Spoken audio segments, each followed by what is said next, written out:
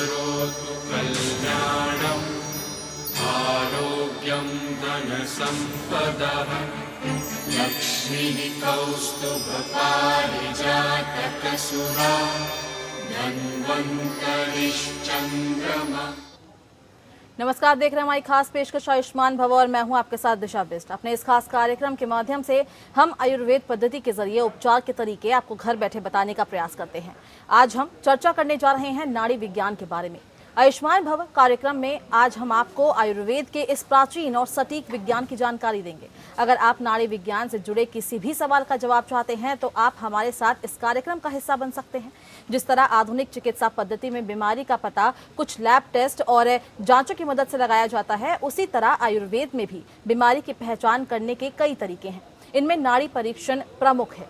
इसमें मरीज की नाड़ी की गति नापकर बीमारियों का पता लगाया जाता है। शरीर की सेहत अच्छी होने या बिगड़ने का प्रभाव हृदय की गति पर पड़ता है और इस स्पंदन या धड़कन का प्रभाव धमनियों की धड़कन पर पड़ता है। इसी धड़कन को छूकर आयुर्वेदिक चिकित्सक आपको सेहत का अंदाजा लगाते हैं। प्राचीन समय से ही मनुष्य नाड़ी देखकर रोगों की पहचान करने का चलन रहा है। प्राचीन काल में तो ऐसे भी वैद्य हुए हैं जो नाड़ी देखकर गंभीर से गंभीर रोग की पहचान कर लेते थे। आज विज्ञान प्रगति कर गया है और शरीर की बीमारियों की जानकारी आधुनिक परीक्षण करके ली जा रही है। लेकिन इन सब बातों के बावजूद नाड़ी विज्ञान का अपना खासा महत्व है। वैद्य पुरुष के दाहिने हाथ की नाड़ी देखकर और स्त्री के बाएं हाथ की नाड़ी देखकर रोग की पहचान करते हैं। हालांकि कुछ वैद्य पुरुष स्त्री के दोनों हाथों की नाड़ी भी देखकर रोगों की जानकारी देते हैं। आइए अब हम आपको हमारे खास मेहमान से परिचय कराते हैं। आज हमारे साथ इस कार्यक्रम में आयुर्वेदिक चिकित्सक डॉक्टर नवीन चंद्र जोशी मौजूद हैं। डॉक्टर नवीन चंद्र जोशी वर्तमान में उत्तराखंड आयुर्वेद विश्वविद्यालय हरवाला देहरादून में बतौर एसोसिएट प्रोफेसर कार्य कर रहे हैं। यहाँ पर आप आयुर्वेद विभाग से जुड़े हैं। आपने विक्रम यूनिवर्सिटी उज्जैन से काया चिकित्सा में डॉक्टर ऑफ मेडिसिन की डिग्री ली है। डॉक्टर नवीन चंद्र जोशी ने मर्म विज्ञान, पंचकर्म और योग में काफी शोध कार्य किया है। डॉक्टर नवीन चंद्र जोशी आयुर्वेद पर शोध पत्र और लेख लिखते रहे हैं। आप कई संस्थाओं से भी जुड़े हैं। आयुर्वेद पर आपकी गहरी समझ है। डॉक्टर नवीन चंद्र जोशी को आयुर्वेद के क्षेत्र में उत्कृष्ट कार्य के लिए कई सम्मानों से नवाजा गया है। तो ये था डॉक्टर नवीन चंद्र जोशी का परिचय। अगर आप नाड़ी विज्ञान से संबंधित कोई सवाल करना चाहते हैं तो हमारे साथ हमारे इस खास कार्यक्रम का हिस्सा बन सकते हैं। फोन लाइंस खुल चुकी है। करोतु कल्याणम् आरोग्यं धनसम्पदः लक्ष्मीः कौस्तुभपारिजातकसुरा धन्वन्तरिश्चन्द्रमा। तो चर्चा को हम शुरू करते हैं क्योंकि आज नाड़ी परीक्षण से जुड़ा ये टॉपिक है। तो सवाल मेरा सर आपसे पहले यही है कि जैसे एलोपैथी में विभिन्न रोगों को जानने के लिए अलग अलग जांच और उपकरण होते हैं, आयुर्वेद में किसी बीमारी को जानने के लिए क्या तरीके हैं? बहुत अच्छा सवाल है आपका। आयुर्वेद में बहुत प्राचीन काल से ही रोगों को पहचानने के लिए, जैसे एलोपैथ में डायग्नोस्टिक क्राइटेरियाज हैं, डायग्नोस्टिक टूल्स हैं, ऐसे ही आयुर्वेद में भी नाड़ी, मूत्र, मल, जीव और दृष्टि और आकृति को देख करके रोगी की पहचान की जाती थी। ये बहुत प्राचीन काल से चली जाने वाली परंपरा रही है और इसमें सबसे जो पहली परीक्षा थी वो नाड़ी परीक्षा थी। जी सर, ये भी कहा जाता है कि पुराने समय में केवल नब्ज देखकर वैद्य रोग या रोग का पता लगा लेते थे। क्या ये बात सच है? और अगर सच है तो आजकल इस विद्या का प्रयोग क्यों नहीं किया जाता, या होता है तो किस प्रकार होता है? देखिए, चूंकि ये एक ऐसा विज्ञान है जिस पर बहुत सिद्ध होना बहुत जरूरी है। यानी कि नाड़ी विज्ञान केवल 3 उंगलियों से हम शरीर की सभी चीजों को, एक प्रकार से कहा गया है कि जो नाड़ी जो है हमारी जीव साक्षिणी है, यानी कि हम जीवित हैं, इसकी साक्षी जो है वो नाड़ी है। और उस नाड़ी पर 3 उंगलियों को लगाकर हम जो है वो पूरे के पूरे शरीर की विकृतियों का अंदाजा लगाते हैं। तो ये एक प्रकार से समझिए कि एक प्रकार से जैसे आजकल आपने देखा हो कि सॉफ्टवेयर में कोड्स होते हैं, ऐसा ही ये कोड्स हैं। और इन कोड्स को समझने के लिए एक गहन अध्ययन की जरूरत है। केवल अध्ययन ही नहीं, जो साधक है उसको एक प्रकार से सिद्धहस्त भी होना जरूरी है। सर, मैं आपको रोकना चाहूंगी। हमारे साथ हमारे एक दर्शक नागेश जुड़ चुके हैं पुणे से। नागेश जी, आपका बहुत बहुत स्वागत है। क्या सवाल है आपका? धन्यवाद। एक्चुअली मेरा सवाल ये है कि अभी के जो लाइफस्टाइल के हिसाब से जो हम लोग प्रॉब्लम फेस कर रहे हैं मोटापे की, इसके रिलेटेड कुछ ऐसा कुछ है आयुर्वेद में कि जिससे इजीली ये सब ये मोटापे से कुछ हासिल हो सके जी। या आपका सवाल शायद वर्तमान परिस्थितियों में लाइफस्टाइल से रिलेटेड क्या चेंजेस करें जिससे आज की स्थिति में हम उबर सकें, यही सवाल है। करेक्ट। जी, इसके लिए आपको आयुर्वेद की जीवनचर्या और दिनचर्या आप अपनाएं और अपनी जीवन शैली को, जैसा हमारे वेदों में बताया गया है, प्रातःकाल ब्रह्म मुहूर्त से उठने से लेकर के रात्रि में समय पर सोने तक, ये पूरा आप जीवनचर्या और दिनचर्या को अपनाएं और निश्चित रूप से योग और प्राणायाम को नियमित रूप से अपनी जीवन शैली का हिस्सा बनाएं। आपको लाइफस्टाइल के थोड़े बहुत ये परिवर्तन वर्तमान परिस्थिति में आपको उबरने में बहुत सहायक है। जी नागेश जी, मुझे उम्मीद है आपको आपके सवाल का जवाब मिल गया होगा। आपका बहुत बहुत शुक्रिया हमारे साथ जुड़ने के लिए। सर, सवाल मेरा आपसे एक ये भी है कि क्योंकि नब्ज देखकर ये पता लगाया जा सकता है कि परेशानी क्या है, किसी को क्या समस्या है, तो क्या हम व्यक्ति के आने वाले समय पर होने वाली बीमारी का पता लगा सकते हैं? जी बिल्कुल। नाड़ी एक ऐसी नाड़ी के बारे में कहा जाता है कि ये वर्तमान से लेकर के पिछले समय में उसको कोई बीमारी थी या नहीं थी, तथा आगे आने वाले समय में वो किसी प्रकार से रोगी रहेगा या नहीं रहेगा, इन सभी चीजों का एनालिसिस जो है वो नाड़ी के द्वारा किया जाता था और अभी भी किया जाता है। इसको करने का पूरा एक तरीका है जिसको करके आप भविष्य में आने वाली बीमारियों का भी पता लगा सकते हैं। तो वर्तमान में कोई स्थिति अगर ऐसी बन रही है तो वो भी उसमें आ जाती है और पहले उस व्यक्ति की क्या हिस्ट्री रही है ये भी उसमें दिख जाता है। जी सर, नब्ज कौन से हाथ में देखी जाती है और क्या किसी भी वक्त इसे वैध रोगी में देख सकता है? नहीं, इसका एक नियम है, इसमें बताया गया है। क्योंकि मैं आपको बताऊं, जो नाड़ी विज्ञान का सबसे पुराना ग्रंथ है वो रावण कृत ग्रंथ है। रावण जिसे हम जानते हैं कि वो एक बहुत ही महाभारत एक वैसे पात्र के रूप में जानते हैं, लेकिन वो बहुत विद्वान थे। उन्होंने नाड़ी के ग्रंथ की रचना की और उसमें जो लिखा है कि इसको जब भी आप किसी की नाड़ी देखें, सबसे पहले सुबह का समय हो, प्रातः समाचारः कृताचारः परिग्रहम् सुखासीनम, ये लिखा है।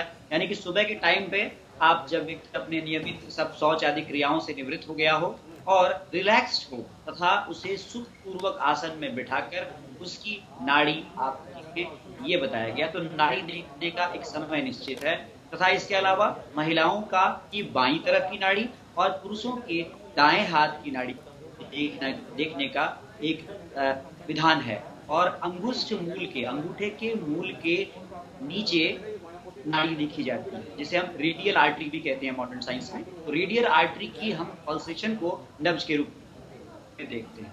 जी सर, क्योंकि आप कह रहे हैं जो पुरुष और स्त्री है दोनों के अलग अलग हाथों की नाड़ी देखी जाती है, तो क्या इसका कुछ इसमें कुछ ज़रूरी है कि क्या क्यों ऐसा होता है, डिफरेंशिएट क्यों होता है दोनों के बीच में?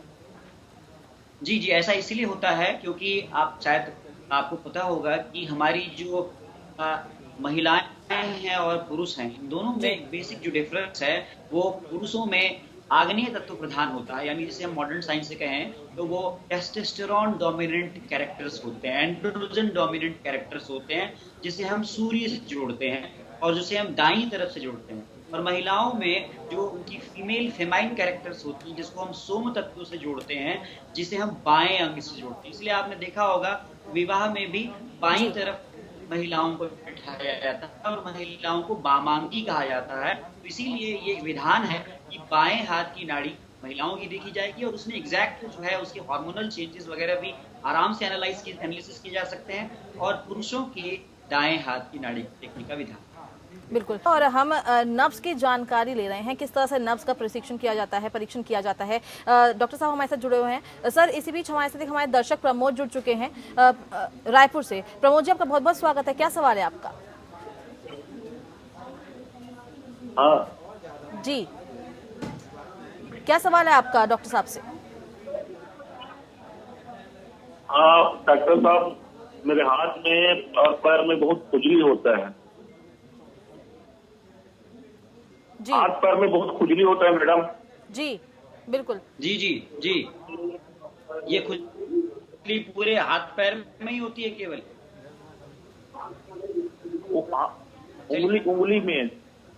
उंगली में और तलवे पे और इधर ऐसा ये नहीं, उंगली में दोनों वो हाथ की उंगली में और नीचे पैर में। हाँ, जैसा कि इन्होंने सवाल किया है कि इनकी हाथ के पैर के तलवे में और उंगलियों में ईचिंग की समस्या है, तो मेरा एक सलाह है कि आप चूंकि उंगलियों में तो आप देखिए कहीं आपको किसी साबुन या सोप से एलर्जी तो नहीं है। दूसरा आप ये भी देखिए कि वर्तमान समय में बहुत सारे आप केमिकल्स का यूज कर रहे हैं, कहीं इसकी वजह से तो नहीं है। तीसरी चीज आपने देखना है कि कोई फंगल संक्रमण तो नहीं है। आप इसमें थोड़ा सा उस एरिया में आप सफाई रखें और वहां पर स्टेरिलाइजेशन करके आप कुछ आप नजदीक के आयुर्वेदिक चिकित्सक से आप परामर्श लें। उसमें वो कुछ औषधियां आपको देंगे, उन औषधियों का आप सेवन करें और थोड़ा सा वहां पर हाइजीन का जरूर ध्यान रखिएगा, या कोई केमिकल वहां पर बार बार आपको इंड्यूस ना कर रहा हो जिसकी वजह से आपको एक प्रकार से रिएक्शन के वे में जो है ईचिंग ना हो रही हो। इस बात को गौर जरूर करिएगा, आपका निश्चित रूप से इसका जो समाधान हो जाएगा। जी प्रमोद जी, मुझे उम्मीद है आपको आपके सवाल का जवाब मिल गया होगा। सर हम अपने इस जो हम लोग बात कर रहे हैं इसको आगे बढ़ाते हैं। सर क्या मेरा एक सवाल आपसे ये है कि क्या नब्ज की जानकारी के साथ और भी किसी चीज़ जैसे व्यक्ति की प्रकृति आदि को जानना काफ़ी आवश्यक होता है इस चीज़ के लिए? जी, बहुत अच्छा सवाल है आपका, क्योंकि देखिए नब्ज या नाड़ी जिसको हम बोलते हैं पल्स, ये एक पार्ट है डायग्नोसिस का, लेकिन आयुर्वेद एक बहुत बड़ा विज्ञान है। इसमें व्यक्ति की प्रकृति बहुत इंपॉर्टेंट है। हर व्यक्ति का अपना एक कॉन्स्टिट्यूशन है। कोई व्यक्ति वातिक प्रकृति का होता है, वात प्रधान होता है, कोई पैत्तिक प्रकृति का होता है, कोई कफज प्रकृति का होता है। मतलब हर व्यक्ति की जो प्रकृति है वो उसको जन्म से मिलती है, ये प्रकृति परिवर्तित नहीं होती। आपने देखा होगा कि कुछ लोगों की स्किन ड्राई होती है, कुछ लोगों की आवाज बिल्कुल कर्कश होती है, कुछ लोग बैठ नहीं पाते, हमेशा वो मूवमेंट में रहते हैं। ऐसे लोग वात प्रधान प्रकृति के कहे जाते हैं। आप उन्हें एक जगह स्थिर नहीं देखेंगे, उन्हें बैठा हुआ नहीं देखेंगे आप। वो दुबले होंगे, लंबे होंगे, उनका ड्राइनेस ज्यादा होगा, ठंड से उन्हें प्रॉब्लम हो जाएगी। ऐसे कुछ लोग पित्त प्रधान प्रकृति के होते हैं, जिनमें जो है जो उष्णता होती है, जिनमें बहुत जल्दी एरोगेंस आता है और जो इस प्रकार से आपको हमेशा एक प्रकार से क्रोधी स्वभाव के हो सकते हैं। और तीसरे ऐसे व्यक्ति होते हैं जो कफज प्रकृति के होते हैं, सामान्य रूप से सिडेंटरी यानी बैठे रहना पसंद करेंगे, मधुर भोजन पसंद करेंगे और जनरली उनका स्ट्रक्चर देखेंगे तो आप जो है वो मोटे होंगे। तो ये कुछ ऐसी असेसमेंट हमारे आयुर्वेद में बहुत बड़ा इसका एक्सप्लेनेशन है जो हम प्रकृति के रूप में हम जानते हैं। तो हम नाड़ी विज्ञान के साथ साथ उस सामने जो बैठा हुआ व्यक्ति है उसकी प्रकृति का भी असेसमेंट करते हैं और नाड़ी को प्रकृति के साथ मिला करके हम एक सटीक डायग्नोसिस बनाते हैं। ये इतनी अद्भुत विद्या रही है। बिल्कुल। सर क्या नब्ज देखकर किसी भी गंभीर बीमारी का अंदाजा लगाया जा सकता है? बिल्कुल। नब्ज एक ऐसी चीज है, कहा गया है कि अंगूठे के मूल के नीचे तो ये 3 अंगुलियां हैं जो मैं दिखा रहा हूँ आपको, इन 3 अंगुलियों पर वात, पित्त और कफ का एक्सेस किया जाता है। और कहते हैं कि वात के नीचे, इस उंगली के नीचे जो हमें नाड़ी का एहसास होता है वो ऐसा एहसास होता है कि एक सांप चल रहा है, और बीच वाली उंगली के नीचे ऐसा एहसास होता है कि वो एक मेढक उछल रहा है, और तीसरी उंगली के नीचे एक हमें ऐसा एहसास होता है कि हंस तैर रहा है। ये बात बहुत आराम से, सरलता से इसको ऑब्जर्व किया जा सकता है। तो इस आधार पर हम सामान्य नाड़ी का एनालिसिस करते हैं और विभिन्न प्रकार की स्थितियों का आप आकलन इस नाड़ी से कर सकते हैं। और जिनमें गंभीर बीमारियां भी हैं, होने वाली भविष्य की गंभीर बीमारियां जैसे कैंसर जैसी बीमारियां या और कोई इस प्रकार का व्याधि जो अगर उनको आने वाला है, जैसे कि कोई हम कहते हैं आजकल ऑटो इम्यून डिजीज जिसको बोलते हैं, इस प्रकार की कंडीशन जैसे आर्थराइटिस है, भविष्य में होने वाली डायबिटीज है, इनका एसेसमेंट हम कर सकते हैं नाड़ी से। बिल्कुल। सर एक सवाल मेरा आपसे ये भी है कि नब्ज ज्ञान की ये तकनीक के अलावा क्या कोई और भी तकनीक है आयुर्वेद में जिससे रोगों का पता लगाया जा सकता है?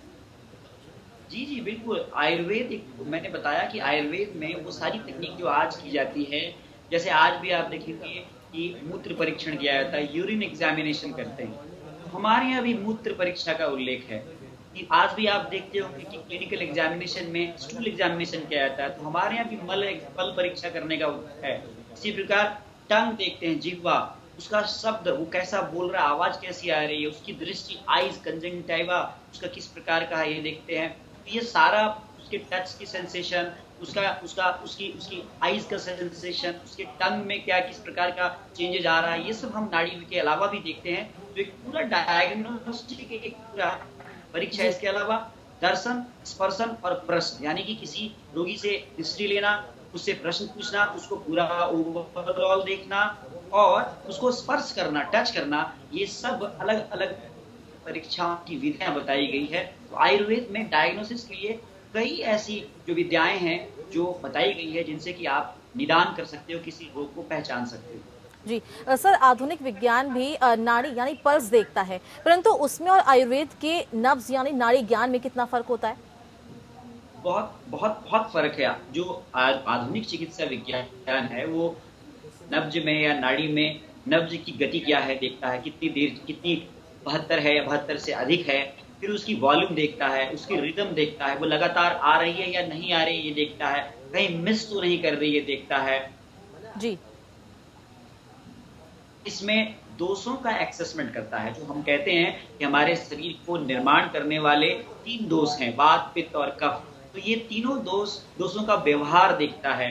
ये दोष किस प्रकार से रसों का, हमारे धातुओं का व्यवहार देखता है, हमारे चक्रों का व्यवहार देखता है, हमारे जो है वो हमारी मानस प्रकृतियों का व्यवहार देखता है, हमारे जो है आपको अब हमारे बहुत सारी चीजें ऐसी है जिसको हम आयुर्वेद में, जिसको हम बेसिक कहते हैं, हमारे पंच महाभूतों का व्यवहार देखता है। ये सब चीजें हमें अंगों का व्यवहार, हर अंग का हमारा रिप्रेजेंटेशन नाड़ी पर आता है कि हमारा लिवर कैसे व्यवहार कर रहा है, हमारा, जैसा कि आपके चित्र में भी आ रहा है, हमारा स्प्लीन कैसे व्यवहार कर रहा है, हमारा लंग्स कैसे व्यवहार कर रहा है, क्या उसका व्यवहार सामान्य है या असामान्य है।